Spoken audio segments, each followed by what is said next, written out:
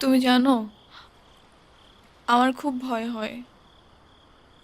মুখে যাই বলি না কেন, আমার মনে হয় আমার মানুষটা আমারই থাকুক, সে যেন আমাকে কখনো ভুলে না যায়। শুধু তোমারই থাকবো রুহি, কখনো ভুলবো না। আমি অনেক লাকি যে তোমার মতো একটা মানুষ আমার লাইফে আসছে। আমার সব স্বপ্ন পূরণ হয়ে গেল। এই কিছু মুহূর্তে মনে হচ্ছে 1000 বছর বেঁচে থাকার স্বাদ পেয়ে গেলাম। আমার আর কোনো আফসোস